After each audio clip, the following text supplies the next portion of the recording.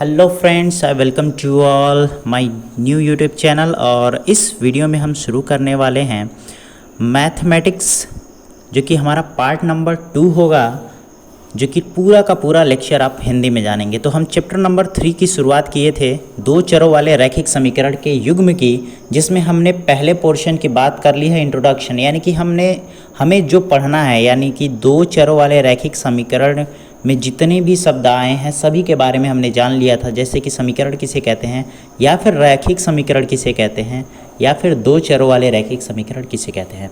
तो उम्मीद करता हूं कि आप पहला वीडियो देख लिए होंगे। अगर आपने वो वीडियो अभी तक नहीं देखा है तो जाइए फटाफट प्लेलिस्ट में, और मैं लिंक डिस्क्रिप्शन बॉक्स में भी दे देता हूँ, आप वहाँ से जाके वीडियो को देख सकते हैं और फिर इस वीडियो को देखिए ताकि आपको अच्छे से समझ में आए। तो चलिए शुरू करते हैं। तो अभी तक हमने पढ़ा है दो चरों वाले रैखिक समीकरण के बारे में, ठीक है। लेकिन इस अध्याय में हम दो चरों वाले रैखिक समीकरण युग्म के बारे में भी पढ़ेंगे, ठीक है।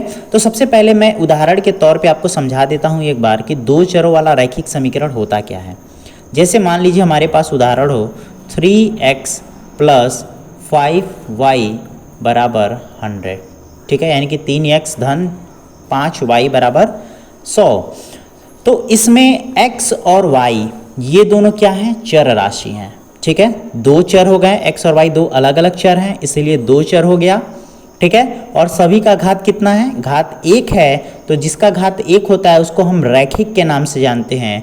तो ये दो चरों वाला रैखिक हो गया और साथ ही साथ इक्वालिटी के द्वारा दिखाया गया है, इसलिए ये समीकरण है। तो दो चरों वाले रैखिक समीकरण ये हो चुके हैं, ठीक है। जहाँ 3, 5 और जो 100 है ये हमारी अचर राशि है। अचर मतलब जिसका मान कभी ना बदले, और चर यानी कि जिसका मान बदल सकता है, ठीक है। जैसे कि यहाँ x का मान कुछ भी हो सकता है, ठीक है, कुछ भी हो सकता है, 1 भी हो सकता है, 2 भी हो सकता है, 1000 भी हो सकता है।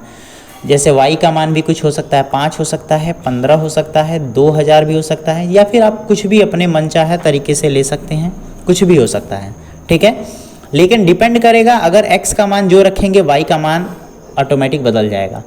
अगर y का मान कुछ रखते हैं तो x का मान ऑटोमेटिक बदल जाएगा। ये हम आगे के कुछ उदाहरण के थ्रू हम इसको देखेंगे जब हम रैखिक समीकरणों का ज्यामितीय निरूपण करेंगे, ठीक है। कौन सा निरूपण करेंगे, तो ज्यामितीय निरूपण करेंगे। तो आगे के हम उदाहरण को अच्छे से समझेंगे। तो चलिए बढ़ते हैं आगे।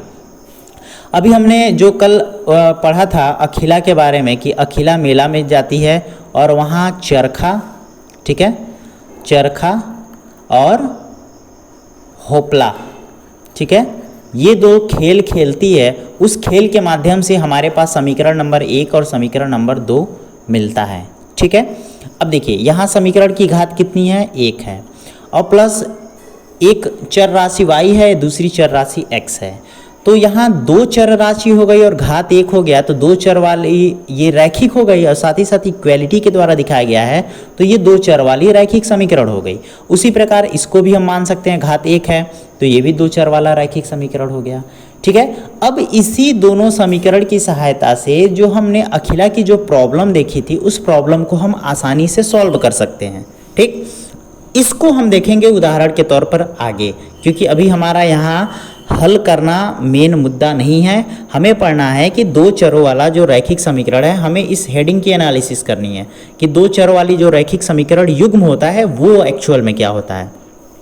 तो देखिए, एक यहाँ रैखिक समीकरण है, दूसरा यहाँ रैखिक समीकरण है। दोनों को एक साथ रखने पर ही तो प्रॉब्लम सॉल्व हो रही है। प्रॉब्लम कैसे सॉल्व हो रही है, जब दोनों को हम एक साथ रखते हैं।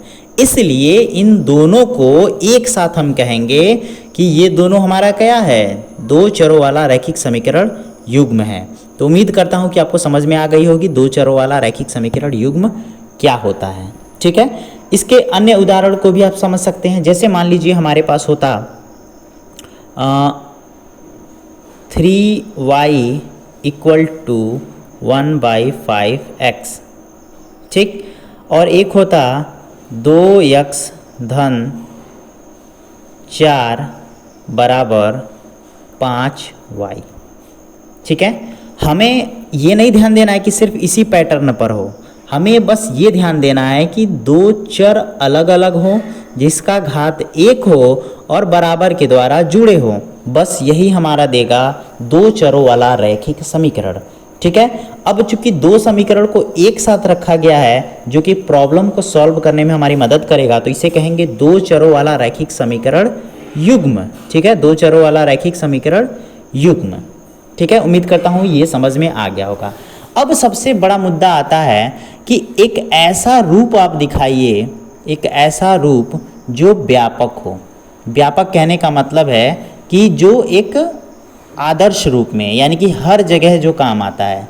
तो दो चरों वाले रैखिक समीकरण युग्म को हम समझने के लिए व्यापक रूप को जब देखेंगे तो हमारे पास कुछ इस प्रकार से सिंबल आएगा, ax plus by plus c बराबर 0।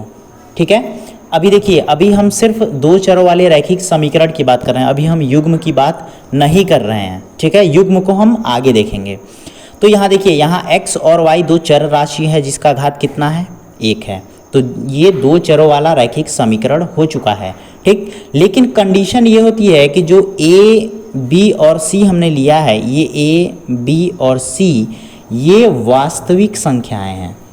ठीक है, ये वास्तविक संख्याएं हैं, और वास्तविक होने के साथ साथ एक और कंडीशन होनी चाहिए कि a और b का मान कभी भी शून्य ना हो, या हम दूसरे शब्दों में कहें कि अगर हम a का घात 2 करते हैं और उसमें जोड़ देते हैं b के घात 2 को, तो इसका मान कभी भी 0 के बराबर नहीं होना चाहिए। अगर ये पूरी कंडीशन फॉलो करता है तो ये समीकरण जो है वो हमारा कहलाएगा दो चरों वाला रैखिक समीकरण। ठीक है, दो चरों वाला रैखिक समीकरण। चलिए बढ़ते हैं आगे। अब हमें देखना है कि दो चरों वाला रैखिक समीकरण युग्म है, उसकी प्रकृति क्या है। ठीक है, उसके नेचर के बारे में हमें डिस्कस करना है। ठीक, तो जैसा कि आपने कक्षा 9 में पढ़ा होगा कि अगर कोई दो चरों वाला रैखिक समीकरण है तो हम उसको इस प्रकार से दिखा सकते हैं, जैसे कि 2x धन 3y बराबर 5।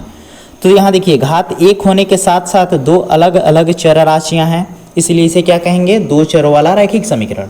ठीक, यहाँ भी x और y के पद अलग अलग हैं, यहाँ भी दो चर वाला रैखिक समीकरण है, यहाँ भी x और y के पद अलग अलग हैं, तो ये दो चर वाला रैखिक समीकरण होगा। अब देखिए, यहाँ शून्य है ना गुणांक, अब आपको पता है शून्य में गुणा करने पर किसी की वैल्यू शून्य हो जाती है, तो इसको हम शॉर्ट रूप में इस रूप में लिख सकते हैं x बराबर y।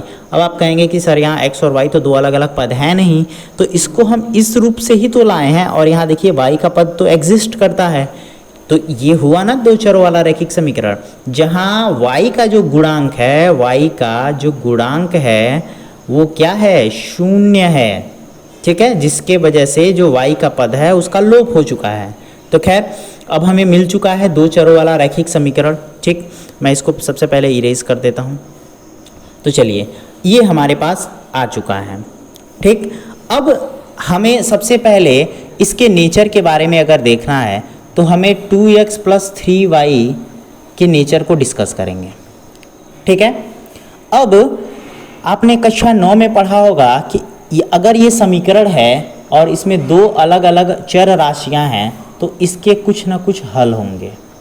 हल कहने का मतलब है कि x और y के ऐसे मान, x और y के ऐसे मान जो इस समीकरण को क्या कर दे, संतुष्ट कर दे। संतुष्ट कहने का मतलब है कि लेफ्ट हैंड साइड, यानी कि ये वाला जो पक्ष है इस पक्ष के बराबर हो जाए। ठीक है, यही कहने का मतलब है हल का। तो हल का मतलब आपको समझ में आ गया होगा, x y के ऐसे दो मान जिसके लिए इस समीकरण को हम संतुष्ट कर सकते हैं, बैलेंस कर सकते हैं।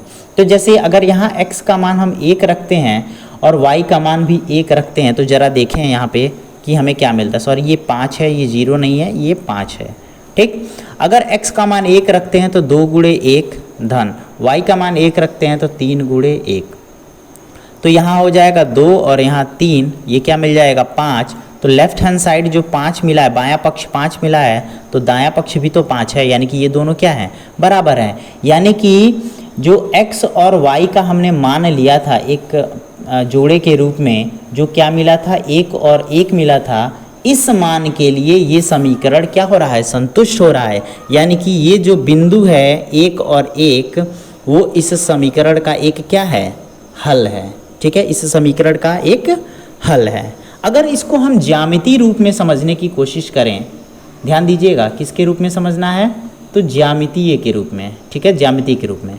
तो ज्यामिति के रूप में तो आपको पता होगा निर्देशांक ज्यामिति अपने कक्षा 9 में बहुत ही भली भांति इसको समझा होगा। तो अगर समीकरण मान लीजिए ये जाता है, समीकरण जो है वो मान लीजिए ये रेखा दिखाता है, तो इस समीकरण को हम दिखा सकते हैं 2x + 3y = 5। और आपको पता होगा जो रैखिक समीकरण होता है, ये रैखिक समीकरण हम पढ़ रहे हैं ना, रैखिक समीकरण, तो रैखिक समीकरण हमेशा एक सीधी लाइन मिलती है, ठीक है, ये याद रखिएगा। रैखिक समीकरण हमेशा क्या मिलती है, एक सीधी लाइन मिलती है। तो मान लीजिए ये जो बिंदु है ये है हमारा 1 और 1, यानी कि x और y का मान 1 और 1 है।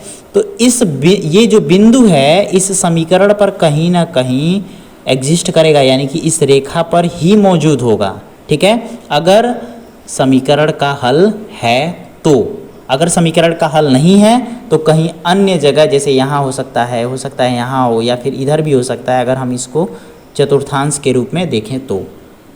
अब इसके दूसरे मान को रखते हैं, जैसे मान लीजिए हमने x का मान यहाँ ले लेते हैं, x का मान हमने 1 रख दिया और y का मान हमने यहाँ 2 ले लिया, ठीक है। तो x का मान जब यहाँ 1 रखेंगे तो ये मिलेगा 2 × 1 धन 3 × 2, तो ये मिल जाएगा 2 × 1 = 2 और यहाँ मिल जाएगा 3 दूना 6, तो 6 2 8 हो गया। बायां पक्ष कितना आ रहा है 8 और दायां पक्ष कितना आ रहा है 5, यानी कि जो x और y का मान हमने 1 और 2 लिया था, ये 1 और 2 लिया था, ये हमारा इस समीकरण का हल नहीं है। हल क्या है, नहीं है, ठीक है, हल नहीं है। तो उम्मीद करता हूँ कि आप ज्यामितीय रूप को भी समझ गए होंगे और हल क्या होता है ये भी समझ गए होंगे। तो चलिए बढ़ते हैं आगे। अब जो हमने अभी तक जो एनालिसिस किया है रैखिक समीकरण के बारे में, उसको हम समझ लेते हैं। वास्तव में यह किसी भी रैखिक समीकरण के लिए सत्य है, ठीक है, जो हम आगे पढ़ने वाले हैं ये किसी भी रैखिक समीकरण के लिए सत्य है, मतलब कि हमेशा ऐसा ही होता है। अगर हम 2 चरों वाले अगर रैखिक समीकरण जो कि हमने दिखाया था व्यापक रूप में क्या होता है, तो ax + by + c, इसको आप याद कर लीजिए, ax + by + c = 0, ये रैखिक समीकरण का व्यापक रूप है, यानी कि जनरलाइज्ड फॉर्म है का प्रत्येक हल xy के जगह, जैसे अभी हमने x के जगह 1 और y के जगह 1 माना था, तो उसी के रूप में दिखाया है कि प्रत्येक हल xy इस समीकरण को निरूपित करने वाली रेखा के एक बिंदु के संगत होता है। संगत यानी कि उस बिंदु वो जो बिंदु होता है वो रेखा पर ही कहीं ना कहीं मौजूद होता है, और विलोमतः भी ऐसा होता है। देखिए अभी जैसे हमने दिखाया कि जो हमने रेखा लिया था और बिंदु 1 और 1 इस रेखा पर कहीं ना कहीं मौजूद होता है, तो वही कह रहा है कि अगर हम x y 2 बिंदु लेते हैं किसी रेखा के लिए, रैखिक समीकरण के लिए, तो वो निश्चित तौर पे अगर हल है, अगर क्या है, हल है, तो वो इस रेखा पर ही मौजूद होगा, ठीक है। और इसका विलोमतः यानी कि उल्टा भी, अगर हम इसके विलोम की बात करें तो विलोम कहता है कि अगर मान लीजिए कि हमने कोई रेखा लिया, ठीक है, उस रेखा पर अगर कोई बिंदु उठा लेते हैं, जैसे मान लीजिए हमने यहाँ का बिंदु ले लिया, तो यहाँ का बिंदु हो सकता है आपको x = 1/2 हो और y = 2 हो सकता है, ये बिंदु है, मान लेते हैं कि ये बिंदु यहाँ पर मौजूद है। अगर ये बिंदु इस रेखा पर मौजूद है, यानी कि ये बिंदु इस रेखा या समीकरण का क्या होगा, हल होगा, यही इसके उल्टे कहने का मतलब है, ठीक है। उम्मीद करता हूँ कि ये आपको समझ में आ गया होगा। अगर ये समझ में नहीं आया तो वीडियो को दोबारा से रिप्ले करके देखिए, निश्चित रूप से आपको समझ में आएगा। तो चलिए बढ़ते हैं आगे। अब मान लीजिए हमने जो 2 चर वाले रैखिक समीकरण के युग्म को समझा था, तो उसके व्यापक रूप को भी तो समझना पड़ेगा। जैसे कि हमने अभी इसके पहले दिखाया था कि रैखिक समीकरण का व्यापक रूप, तो हम इस चैप्टर में पढ़ के आ रहे हैं, रैखिक समीकरण के युग्म को पढ़ रहे हैं, तो इसके भी क्या पढ़ना पड़ेगा, व्यापक रूप को पढ़ना पड़ेगा, ठीक है। तो देखिए जैसे सिर्फ रैखिक समीकरण को दिखाने के लिए हमने दिखाया था ax + by + c = 0, ठीक है, जहाँ c क्या है, एक अचर राशि है। वैसे a और b भी अचर राशि है, लेकिन यहाँ c जो है वो x y जैसे पद से स्वतंत्र है, इसलिए इसको सिर्फ और सिर्फ अचर पद कहते हैं, ठीक है, और ये चर और अचर दोनों पद है। तो तो उसी प्रकार अगर मान लीजिए हमने पहला जो समीकरण लिया है उसको दिखा लेते हैं a1x plus b1y plus c1 बराबर 0 और दूसरे समीकरण को a2x plus b2y plus c2 बराबर 0। तो यहाँ दो अलग अलग हमने समीकरण ले लिया, लेकिन इसके लिए कुछ शर्तें भी होती हैं। वो शर्तें क्या हैं ये आपको याद रखना बहुत ज़रूरी है। यहाँ हमने a1 a2 b1 b2 c1 c2 अलग अलग लिया है, तो इसको लिख लेते हैं a1 a2 b1 b2 c1 c2। ये सभी की सभी वास्तविक संख्याएं होनी चाहिए। ठीक है, क्या होनी चाहिए? तो वास्तविक संख्याएं होनी चाहिए। और साथ ही साथ अगर हम a1 का स्क्वायर प्लस b1 का स्क्वायर करते हैं तो ये कभी भी 0 के बराबर नहीं होना चाहिए। या फिर हम अगर a2 का स्क्वायर करते हैं और b2 का स्क्वायर करते हैं और दोनों को जोड़ देते हैं तो इसका भी मान 0 के बराबर नहीं होना चाहिए। अगर ये शर्तें फॉलो करती हैं ये समीकरण, तो ये समीकरण क्या कहलाएंगे? रैखिक समीकरण युग्म का व्यापक रूप कहलाएंगे। ठीक है, उम्मीद करता हूँ कि ये भी आपको समझ में आ गया होगा। तो एक बार फिर मैं दोहरा देता हूँ, a1x plus b1y plus c1 बराबर 0, a2x plus b2y plus c2 बराबर 0। लेकिन तब जब a1 a2 b1 b2 c1 c2 वास्तविक संख्याएं होनी चाहिए और इस प्रकार होनी चाहिए कि a1 का स्क्वायर प्लस b1 का स्क्वायर कभी भी 0 के बराबर नहीं हो और a2 का स्क्वायर प्लस b2 का स्क्वायर भी 0 के बराबर नहीं हो। तो ठीक है, तो चलिए बढ़ते हैं आगे। अब इसके कुछ उदाहरण भी देख लेते हैं। जैसे कि हमने अभी जो ये रैखिक समीकरण के युग्म का जो व्यापक रूप पढ़ा है, ये ध्यान दीजिएगा, युग्म का व्यापक रूप, मैं शब्दों पे भी बार बार ध्यान दे रहा हूँ, युग्म का व्यापक रूप, इसके कुछ उदाहरण देख लेते हैं। तो सबसे पहले तो जो उदाहरण है हम ऐसे ले सकते हैं, x प्लस 10y बराबर, मान लीजिए हमारे पास हो 81 और 3x प्लस y बराबर -7 हो। ठीक है, तो देखिए यहाँ x और y अलग अलग पद हैं, यहाँ भी x और y अलग अलग पद हैं, यानी दो चर हो चुके हैं और घात एक होने के साथ साथ ये रैखिक समीकरण है। तो ये दो चरों वाले रैखिक समीकरण के जोड़े ही तो हैं, युग्म ही तो हैं, जोड़े यानी कि युग्म ही तो हैं। तो ये पहला उदाहरण हो गया। अब दूसरे उदाहरण को हम दूसरे रूप में लिखते हैं। जैसे मान लीजिए 3x बराबर हो जाए सिर्फ y और -x प्लस 5y बराबर 1 हो जाए। तो ध्यान दीजिएगा, अब ये मत सोचिएगा कि ये ax ये इस रूप में तो दिख ही नहीं रहा है, a1x plus b1y plus c1 बराबर 0। अरे भाई ये x का पद है ना, हमें सिर्फ इसके पद से मतलब है, x का पद होना चाहिए, y का पद होना चाहिए और बराबर में कुछ होना चाहिए। हो सकता है 0 हो सकता है 100 हो। तो यहाँ x का पद भी है, y का भी पद है और बराबर का भी चिन्ह है। ठीक है, अब ये दोनों एक साइड ना होके अलग अलग साइड में है तो कोई दिक्कत नहीं है, दो अलग अलग पद हैं, दोनों का घात 1 है, बस इतना अगर है तो ये दो चरों वाले रैखिक समीकरण है। यहाँ भी x और y के दो अलग अलग पद हैं और दोनों का घात कितना है? 1 है। तो ये दोनों क्या हो गए हैं? रैखिक समीकरण हो गए और दोनों को हमने जोड़े के रूप में लिखा है, इसलिए ये रैखिक समीकरण के क्या हो चुके हैं? युग्म हो चुके हैं। तो उम्मीद करता हूँ कि ये उदाहरण भी आपको अच्छे से समझ में आ गया होगा। तो चलिए बढ़ते हैं आगे। अभी जो हम पढ़ रहे हैं रैखिक समीकरण युग्म, अब इसका अगर हम ज्यामितीय रूप में अगर किसी तल पर दिखाएं, ज्यामितीय रूप में किसी तल पर, हालांकि आप ये कक्षा 9 में पढ़ चुके हैं, तो हम इसके नेचर के बारे में बात करेंगे, यानी कि ये कैसा बर्ताव करता है। ठीक है, कैसा बर्ताव करता है ये हमें पढ़ना है।